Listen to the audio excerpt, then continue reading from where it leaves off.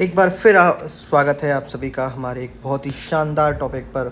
आपने रिसेंटली हमारे honourable prime minister Narendra Modi ji को कहते हुए सुना होगा कि हम जितना हो सके उतना पेट्रोलियम को सेव करें और गोल्ड परचेज़ ना करें, फ़िलहाल के लिए ना करें। क्यों ऐसा कहा गया? इसके पीछे जो रीज़न है, the one and only reason is foreign exchange. What is this foreign exchange? We are going to learn within next 5 minutes. Just keep in your presence in the video. Let's follow it. क्या होता है foreign exchange? तो foreign exchange is the money of a country earns from other countries और page to other countries. यह वह पैसा है जो एक देश किसी दूसरे देश को देकर कोई सामान खरीदता है, या फिर यह वह पैसा है जब कोई देश किसी दूसरे देश को कुछ सामान बेचता है तब मिलता है। यह वह पैसा है, इसे हम विदेशी मुद्रा भंडार भी कहते हैं, फॉरेन एक्सचेंज रिजर्व। कहाँ से आता है ये पैसा? देखते हैं। जब हम कोई माल एक्सपोर्ट करते हैं किसी देश को, जब हम टूरिज्म, आईटी, ट्रांसपोर्ट जैसी सर्विसेज को देते हैं, या फिर जब दूसरे देशों से हमारे देश में इन्वेस्टमेंट आता है और हमारे विदेशी भूमिवर या विदेशी देशों में काम करने वाले हमारे इंडियंस जब वहाँ की करेंसी बेचते हैं, तब हमारा फॉरेन एक्सचेंज बढ़ता है। ये किस काम में आता है? सबसे इम्पोर्टेंट चीज़, ये हमें इम्पोर्ट्स जो कि ऑयल, गोल्ड, मशीनरी, मेडिसिन और भी इम्पोर्टेंट डेली लाइफ में यूज़ होने वाले जो हमारे इम्पोर्ट्स हैं, उनको ख़रीदने के लिए हमें फ़ॉरेन एक्सचेंज की ज़रूरत पड़ती है। हमें एक्सटर्नल पेमेंट्स जितने भी करने हैं वो हम किस करेंसी में करेंगे? वो हम फॉरेन करेंसी में करेंगे, वो फॉरेन एक्सचेंज कहलाता है।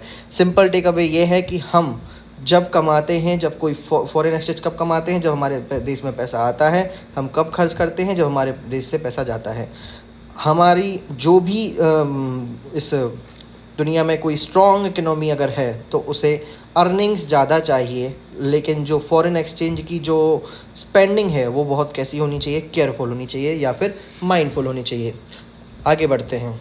आखिर ये ज़रूरी क्यों है? Why is it important? सवाल यह आता है। हमने समझ लिया फॉरेन एक्सचेंज क्या है। ये वह पैसा है जो कि किसी देश में is a money earn from the other countries and pays to other country. वह पैसा जो हमें किसी दूसरे देश से हम कमाते हैं या किसी दूसरे देश को देते हैं। Why is it important? Helps in import. हम चाहे ऑयल इम्पोर्ट करें, चाहे गोल्ड इम्पोर्ट करें, चाहे machinery, electronic machines, all that thing on which our country runs, वह सभी चीज़ें जिन पे हमारा देश चलता है, हमारी इकोनॉमी चलती है, हमारी इकोनॉमी बूस्ट होती है, जिसकी वजह से इकोनॉमी ग्रोथ होती है। हमारी इकोनॉमी को ये क्या करता है? स्ट्रेंथन करता है, क्योंकि हमारे स्टेबल हो पाते हैं, हम स्ट्रांग हो पाते हैं अगर हमारे पास एक हेल्दी फॉरेक्स रिजर्व होता है।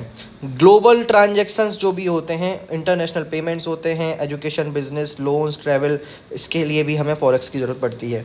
और ये क्या करता है? इमरजेंसी, वॉर्स, पैंडमिक्स और नेचुरल डिज़ास्टर के टाइम में हमें सिक्योरिटी प्रोवाइड करता है। अगर हम शॉर्ट में देखें तो foreign exchange is the lifeline of our economy.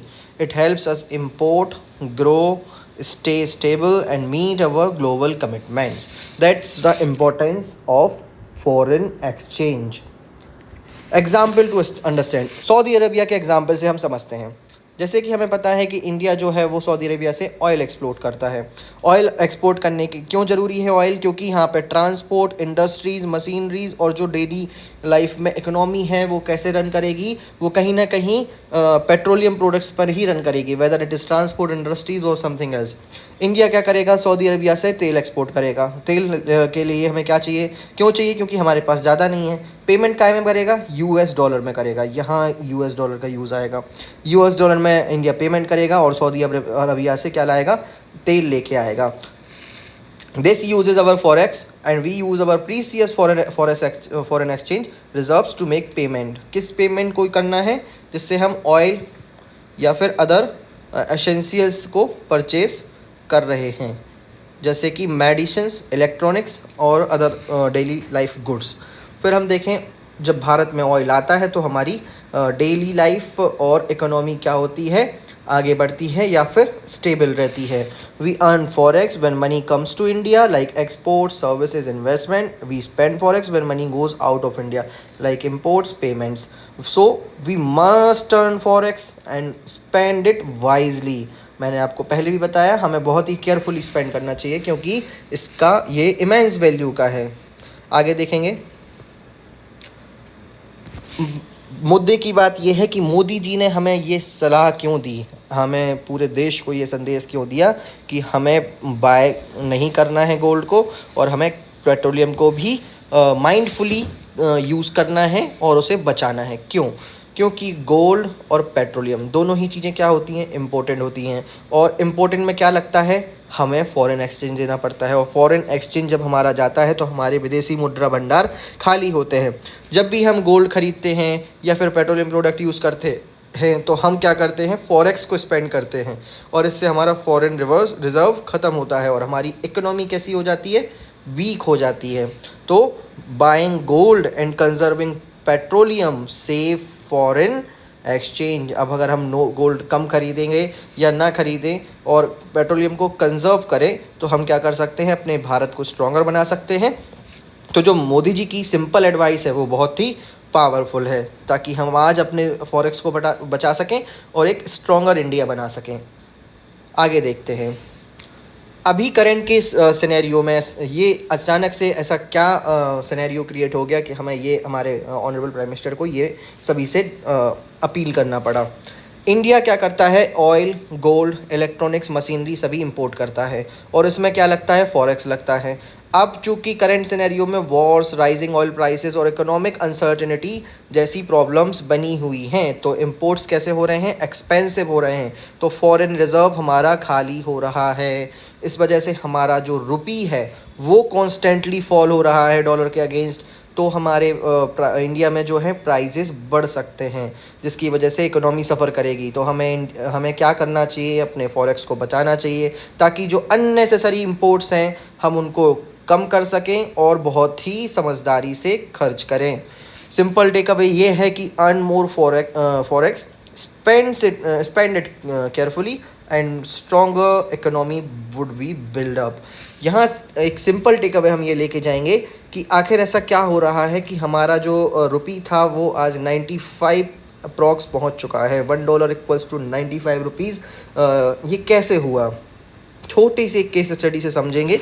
हम देखते हैं आखिर ये क्यों हुआ। सबसे पहले उसके लिए मैं आपको एक सिंपल सी स्टोरी से रिलेट करूँगा। हम एक एग्ज़ाम्पल लेते हैं जिसमें हम देखेंगे कि एक तरफ हमारे पास एक ऑरेंज है और एक तरफ हमारे पास है एप्पल। अगर मैं एक केस होता है जिसमें ऑरेंज की वैल्यू बहुत ही ज़्यादा डिक्रीज़ हो जाती है और ऑरेंज सड़कों पर बिखरे होते हैं। ऑरेंज की कोई वैल्यू नहीं होती, ऑरेंज को कोई नहीं खरीदना चाहता। जैसे आपने देखा होगा कि जब प्याज बहुत ज़्यादा हो जाती है तो लोग सड़कों पर फेंक देते हैं, बहुत ही कम दामों में जब बिकती है तो किसान उसको बॉयकॉट कर देते हैं या फिर उसको बर्बाद करते हैं। तो ऑरेंज की कोई वैल्यू नहीं है और ऑरेंज फेंक कर वो लोग क्या करना चाहते हैं, एप्पल के पीछे भाग रहे हैं, एप्पल खरीदना चाहते हैं।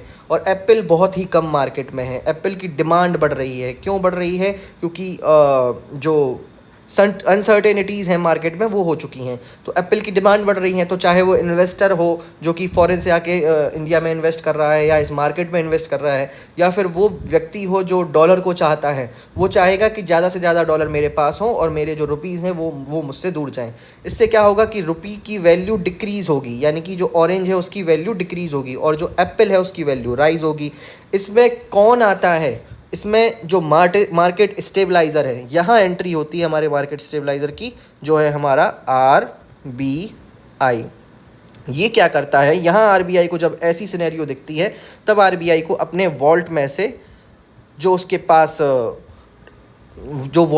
पास फॉरेन रिजर्व होता है, जैसे for example they have 600 billions of dollars, so उसमें से 500 मिलियंस उनको मार्केट में पोर करने पड़ते हैं ताकि जो एप्पल की जो कमी थी वो रेगुलेट हो सके, तो एप्पल सभी को मिल सके और इसके बदले में वो क्या कर सके, जो बहुत ज़्यादा ऑरेंज है उनको कलेक्ट कर सके और वापस से वॉल्ट में रख सके। तो ऑरेंज की कमी होगी और एप्पल सभी को मिल जाएगा, तो मार्केट क्या रहेगा, स्टेबलाइज रहेगा। तो ये जो हमारी 95 रुपीज़ की जो वैल्यू थी ये और ऊपर नहीं जाएगी, यानी कि 100 को क्रॉस नहीं करेगी। लेकिन इस प्रोसेस में हमारे RBI को अपने वेरी प्रीसियस वॉल्ट में से फॉरेक्स को खर्च करना पड़ा या मार्केट में पोर करना पड़ा.